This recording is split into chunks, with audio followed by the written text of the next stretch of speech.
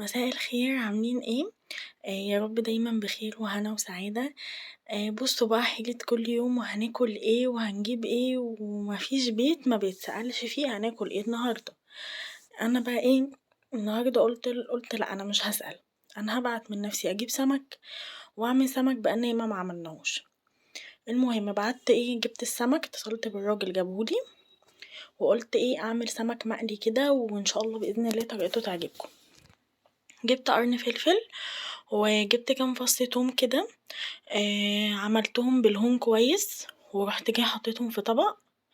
تمام. هحط عليهم ملح بس هزود الملح شوية عشان السمك لحمه يبقى مملح كده وحلو. تمام. هزود بقى عليه الملح شوية. وهحط عليه معلقة كده او معلقة ونص صغيرين من الكمون. تمام ونص ليمونة كده هعصرها عليه. هو السمك حبيب الكمون يعني. هعصر عليه نص ليمونة كده. وهقلبهم كويس. تمام يبقى هنا كم فلفل وتوم وملح وكمون. تمام. هقلبهم بقى كده كويس لحد ما كله يتقلب كده في بعضه والملح يدخل جوه الفلفل والثوم. بصوا بقى السمك ده انا كنت غسلاه كويس. هروح اصفي ميته واجي وطبعا انا كنت مشرحاه. التشريح ده بيخلي السمك يستوي كويس ويقرمش وما يبقاش من جوه زي المهري كده، لا يبقى حلو كده ماسك نفسه. تمام يبقى من جوه طري ومن بره ايه ناشف كده ومقرمش. هاخد بقى الخلطة ديت احشي بيها البطن واحشي بيها الفتحات اللي انا فتحتها في السمك. تمام. والله الطريقة دي هتعجبكم قوي بالذات لما تشرحوا السمك كده. وكمان لو السمك كبير بيحتاج التشريح ده عشان يستوي من جوه. اهو بصوا انا كله كنت مشرحاه بنفس الطريقة وهحشي كله بنفس الطريقة. المهم بقى ايه. انا نسيت اصلا اقول للراجل بتاع السمك ينضفه. رحت جايبه السمك قلت والله لا انا منضفاه والله ما اخد في ايدي 5 دقايق تنظيف. انا كنت بخلي الراجل هو ينضفهولي بس المرة دي بقى انا اللي نضفته وكده فكنت عاملة السمك من اوله لاخره. وكمان بقالي كتير ما كنتش كلته فعملته بمزاج في التنظيف وفي العمايل في كل حاجة بصراحة. تمام انا هنا خلاص بملحه هوت. ودي كانت اخر واحدة. بصوا بقى هاجي بقى على السمكة كده من فوق وهمشي بقى الخلطة عليها كده. يعني هخلي الخلطة على السمكة من فوق. تمام يعني في الفتحات وفي البطن ويبقى على السمك من فوق كده فيه خلطة. هيديله طعم حلو قوي قوي بالذات لما يتحط في الدقيق. وهقولكوا كده تركاية كده حلوة تطلع معاكوا السمك مقرمش قوي وهتطلعه حلو ومستوي وهيبقى طعمه احلى من اللي احنا بنقليه برا. على فكرة انا كنت بقلي السمك برا دايما. بس من اول ما عرفت التركاية ديت وانا ما بقتش بقليه الا في البيت. اهو بصوا انا جبت الخلطة و... وبمشي بيها كده على السمكة من على الجلد من بره عشان السمكة كلها تاخد طعم التوم بالفلفل بالكمون بالتتبيلة اللي انا عملتها دي. هتدي للسمك طعم حلو قوي. تمام. جبت بقى حلة وهعمل معاكم بقى رز الصيادية برضو بطريقة حلوة قوي قوي هتعجبكم.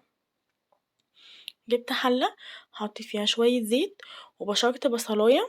اهم حاجة البصلة تبقى مبشورة. ليه بقى علشان يطلع زي رز المحلات وما يبقاش البصل باين في الرز. اهو بصوا وهغمقها كده شوية عشان ايه تديني درجة البني اللي انا عايزاه مش عايزاه بني غامق انا عايزاه ايه فاتح شوية. وهنزل عليه بكمية المية اللي انا هحتاجها للرز. وهسيبه بقى يغلي كده مع نفسه. وبعد ما يغلي هقوم جاية بقى ايه منزلة فيه الرز. تمام. وهسيبه بقى يتشرب ويستوي مع نفسه. بصوا بقى يبقى هنا انا هعمل ايه حاجتين في الرز. اول حاجة عملتها ان انا بشرت البصل ما قطعتهوش حتت تقطيع الحتت بيخلي البصل مش حلو. وبيخلي الرز بيبقى باين قوي قوي في الرز مش بيبقى طعمه حلو قوي. تمام بشرت البصل. تاني حاجة عملتها ان انا بعد ما الرز اتشرب شوية رحت جاية اللي اتبقى من خلطة السمك بتاعت التوم والفلفل والكمون حطيتهم على الرز. يبقى بقيت خلطة السمك حطيتها على الرز وبشرت البصل. كان بقى معايا الجندفلي ده انا كنت جايباه. نقعته كويس وغسلته كويس جدًا لحد ما انزل كل الرملة اللي فيه، خلي بالكم لأن الجندفلي بيبقى فيه رملة، لازم يتنقع ويتغير له المَيّة مرة و2 و3. تمام. أهو بصوا أنا هنا كنت غيرت له المَيّة والله بتاع 3 4 مرات، ولحد ما نزل رملته كلها وبقى زي الفل، رحت جاية حاطاه في حلة على النار من غير بقى مَيّة من غير أي حاجة، كنت مقطعة نص طماطماية وقرن فلفل سبايسي كده، ورحت جاية نازلة على الجندفلي بيهم، وهاسيبه بقى كده مع نفسه، وكان معايا كام فص توم بردك صحاح كده، ورشة ملح ورشة كمون. يبقى التوم أنا هاحطه بحاله مش عايزاه مفروم ولا أي حاجة. تمام. هاديهم بقى تقليبة كده لحد ما الملح كله يدخل في بعضه كده، الملح والكمون وكله يدخل في بعضه مع الجندفلي، وهغطيه واسيبه مع نفسه بقى هو هينزل ميته. اعرف منين ان هو استوى؟ هلاقي الجندفلي فتح لوحده. تمام.